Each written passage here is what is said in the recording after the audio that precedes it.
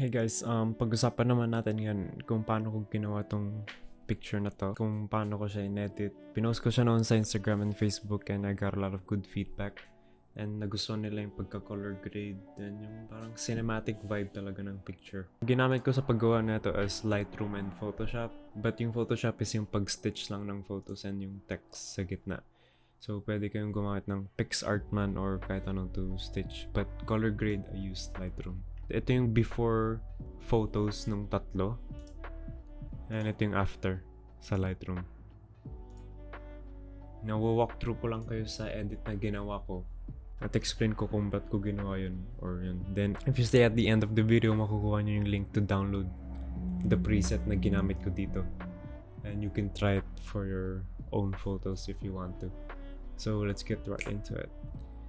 And the first photo is ito. Ang una kong ginawa is yung crop na 21:9 para makikuha yung like cinematic long photo. Punta lang ako sa compare view before and after ng photos.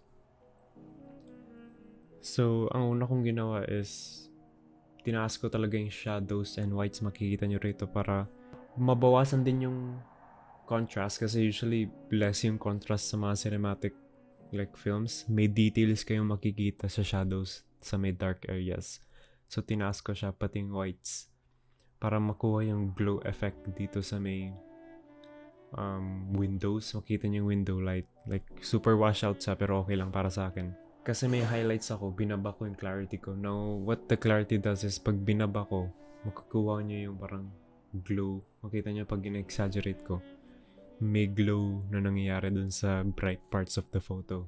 That's why binaba ko konti yung clarity.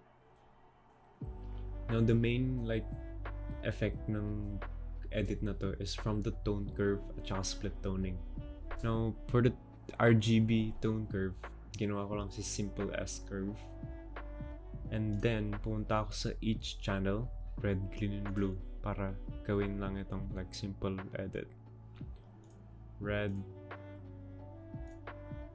green, pares lang, except sa blue. In the world of RGB, ang opposite ng blue is yellow. So, pag binaba ko siya, makita nyo, mas may introduce ang warm tones, yellow, orange tones. Pero pag tinaas ko naman, mas magkakaroon ng blue. So, ito yung naging way sa pag-warm ng pag-introduce ng warm tones sa picture. Instead of like galawin yung white balance. Nagawa lahat yun kagad sa tone curve.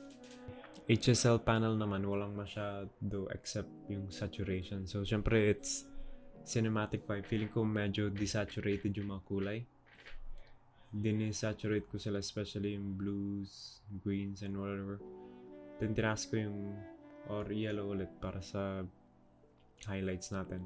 Split toning is mag-inject siya ng kulay sa highlights and sa shadows. Ang ginawa ko for this picture is green, may greenish tone sa highlights, and then sa shadows, which is dark parts, may pinkish magenta tone. So, konti lang nilagay ko sa highlights, konting green, and then for magenta, ito siya, yung kulay na yan. Konti lang din. Now, nakita niyo yung balance is minove ko pa right para yung darkest, like yung madidilim na parts lang talaga ang mag-affect sa shadows. But kung pinunta natin dito, mas malakas din yung effect ng highlights. Binabalance na lang talaga, hence the name. Grain, para makuha yung like film vibe or whatever. Then after kong inedit to, nilipat ko na yung settings sa other pictures. And then, ito yung before niya, nilipat ko yung setting after. Of course, nag-adjust din ako, binawasan ko yung whites kasi masyado ng bright dito. Ganoon pa rin sa highlights, ganoon pa rin yung HSL, ganoon pa rin sa split tone. Yung exposure lang, of course, like every other picture, iba yung style ng pag-expose. So, adjust din. Then, pati rin dito, exposure lang din ang in-adjust ko. And, medyo cool, hindi siya, pag nilagay ko sa 4,000, masyado siyang cold. So, tinaas ko konti yung white balance para mag-warm lang siya konti. So, yun yung like main process kung paano ko nagawa yung color grade. Now, after ko ma-export yung pictures, Pinuksan ko sila sa Photoshop. Now, ang ginawa ko sa Photoshop is nag-import muna ako ng parang regular na picture. Ito. And then, kirnap ko siya ng 4x5 kasi yun yung parang maximum portrait aspect ratio for Instagram. So, check. And then after that, kinuha ko yung 3 pictures.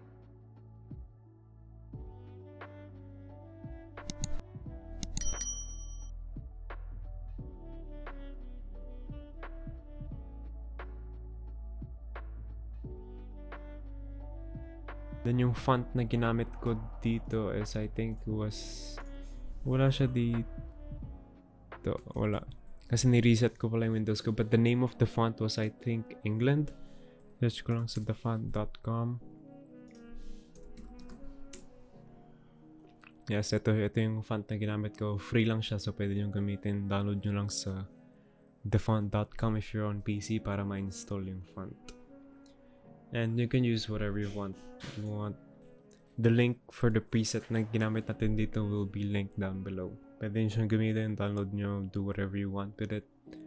Pag-aralan nyo kung ano man yung ginawa ko doon. If you're gonna post, gamit yung preset, itag nyo yung Instagram ko which is @byamrit. That was it. Sana may natutunan ko. If may tanong kayo, please don't hesitate to ask.